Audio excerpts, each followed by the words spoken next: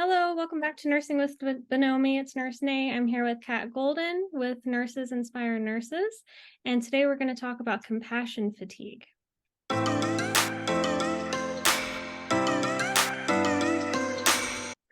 So, I think as nurses, we've all had our issues with compassion fatigue and burnout.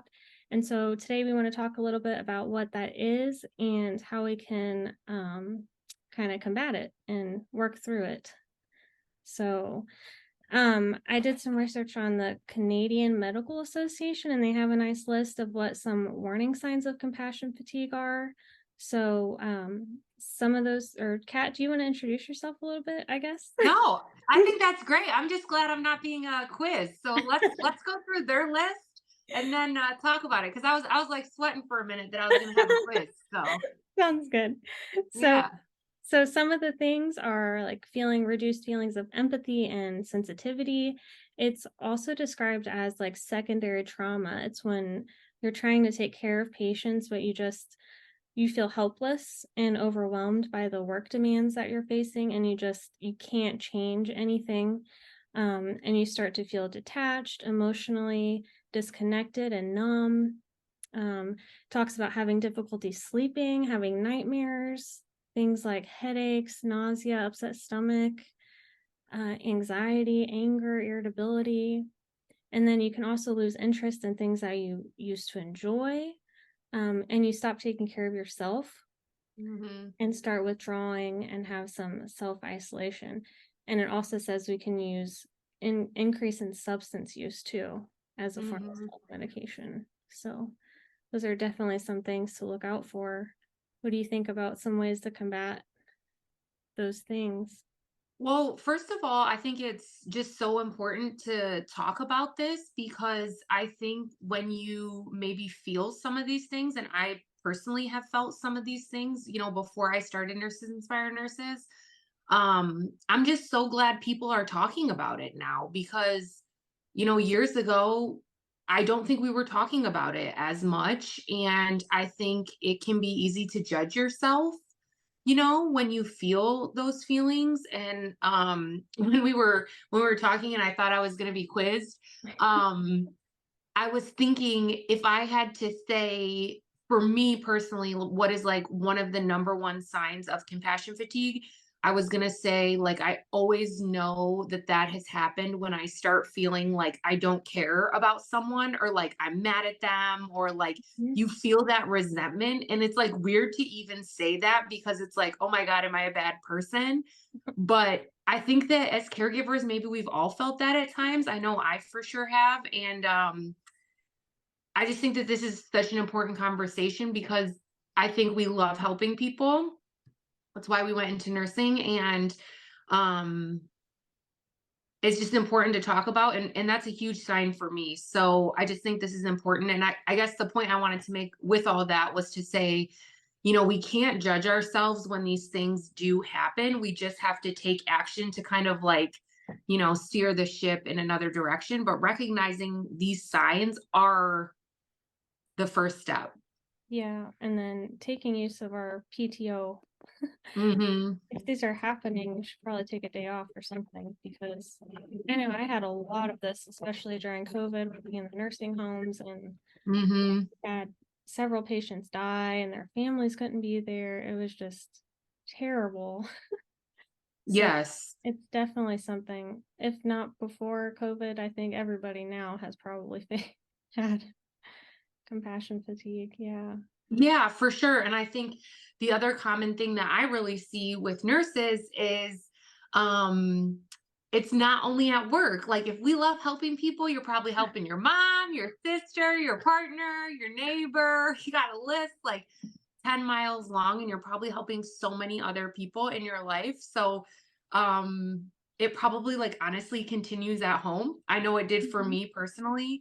I remember this one night when I was working nights. I was so tired. I couldn't sleep. My boyfriend at the time, we owned a house together, and he was an entrepreneur and owned a coffee shop. And he was, doing all the things as entrepreneurs do. And like they needed milk the next day at the coffee shop. And like it's not my coffee shop. He had time to go. And I'm like going to Meyer by our house, was like a grocery store. And it's like a snowstorm. And I'm like trying to push like tons. Like I can't remember how many, but like the whole cart was filled with gallons of milk, like for a coffee shop, a lot. And I'm like crying and I'm mad at him. And I'm like, he didn't ask me to go to the coffee shop, like to go to the coffee shop, to drop off the milk, to go to the grocery store, to get the milk. Like, I'm just like, what am I doing? And it was like, I wanted to help so badly. It came from a good place. Why am I doing that before work? Like, no, rest. Like, Yeah. but like we just get so caught up in like, I think wanting to help because it comes from a good place, but it can just honestly be taken too far. And that's, a lot of the things, a lot of the conversations I've had over the years with nurses. And I'm like, okay, but did you say no? Did you say, no, I can't do that? Like, Yeah. no, I can't come in and work extra. No, I can't do Right. that for you. And so often, like, we're just not advocating for ourselves. Mhm. And, with NIN, we say human first, nurse second. And it's something I've said since day one. And I think it was just as true then as it is now and will be till the end of time, no matter what profession you're in. Mhm. And so, really, to me, like it's such a larger question with compassion fatigue and how do we combat it? Because I don't think there's a one size fits all because we're all different humans, right? Mhm. So I think it's really getting in touch with yourself, which is something I'm super passionate about. And thinking about what you need, what's important to you. That's truly gonna look different for everyone. But um I think that's, a crazy journey to uncover. And I think it can change too. Like just Yeah. because something worked for you for a time doesn't mean it's always even gonna work. So it's Mhm. a loaded question. Yeah. It is, and, like you said, we all have different needs, and Hmm. different things are gonna work for different people, but definitely learning how to take time for yourself and learning what those things are. Like, for me, getting a mani-pedi doesn't do it. Yeah, I'm 100%. Like like, some "I people, should be doing this for somebody else." I literally think that. yeah, or like some people that stresses them out, like to make an Right. appointment, to go, to like do, that. And even for me, like I love having my nails done, but that's not like relaxing to me. It's just something I Mhm. like. But Yeah. like I don't like, I think it takes too long. I'm like, oh, it's kind of annoying, you're just sitting there. Um, but I will say like one thing, I don't ever want to speak for anyone else, but for me personally, when I was on my own journey to really like heal from burnout and all these million things I was doing, it was at that same time when I like had this meltdown in the parking lot of the grocery store, like in a Mhm. snowstorm.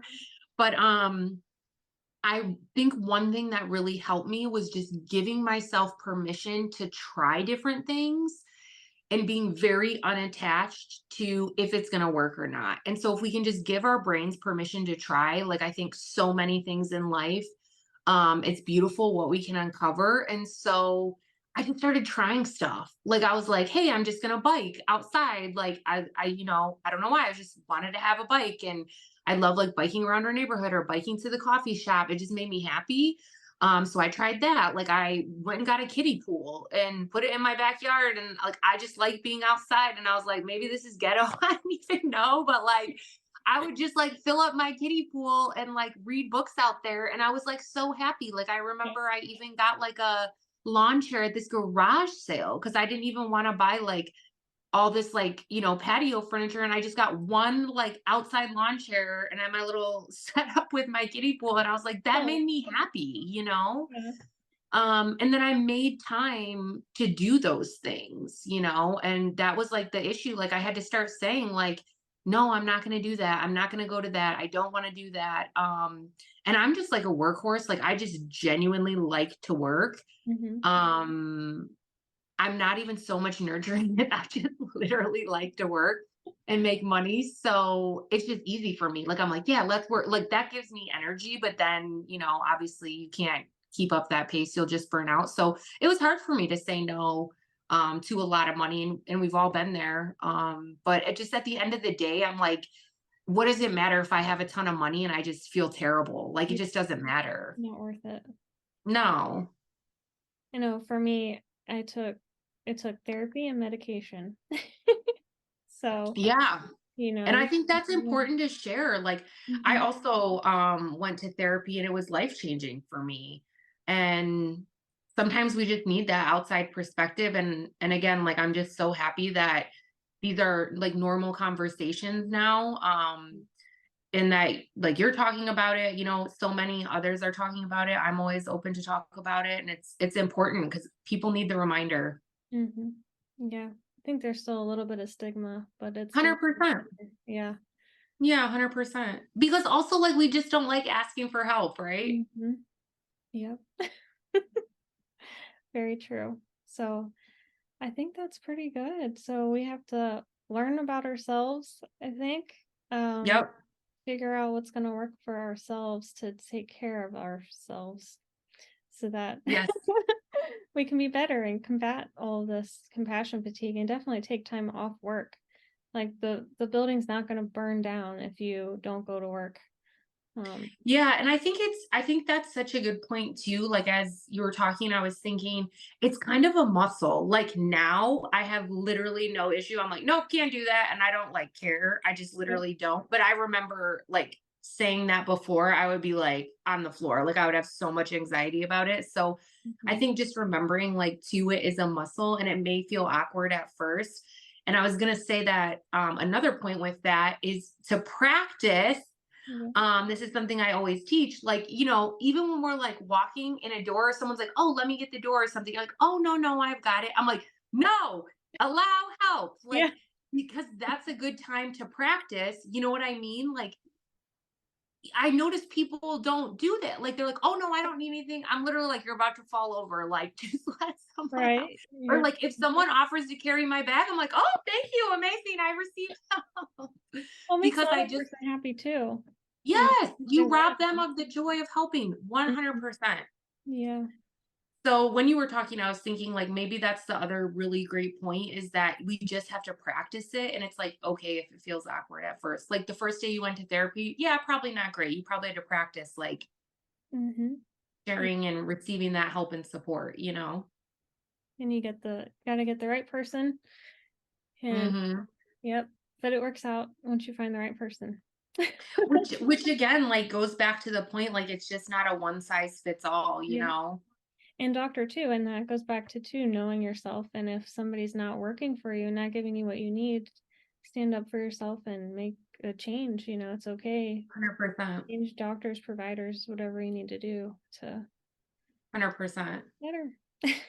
Yeah, 100%. And I was honestly in that same boat. Like the first therapist I ever had was amazing, and then I had one that was just like, and I was like, you gotta go. I gotta go to someone else. Yep. So that's really good. I don't know. Anything else? No, I think that's it. I think it's just great to be open to dialogue and we're always available at Nurses Inspire Nurses to support. We have some free resources on our website and just always open to conversation and dialogue. And I'm just happy that people know that there are so many options out there. And I think it's so important that you're sharing your story because that's what I always say. Like, not everyone's going to vibe with me. Not everyone's going to vibe with you. It's why we all have to share because then the right people can find us. So I just think it's so important. For sure. Thank you so much. Yeah, you're welcome. You guys can follow and subscribe and visit Nurses Inspire Nurses to get lots of more great content. And Mhm. hope you guys have a wonderful day.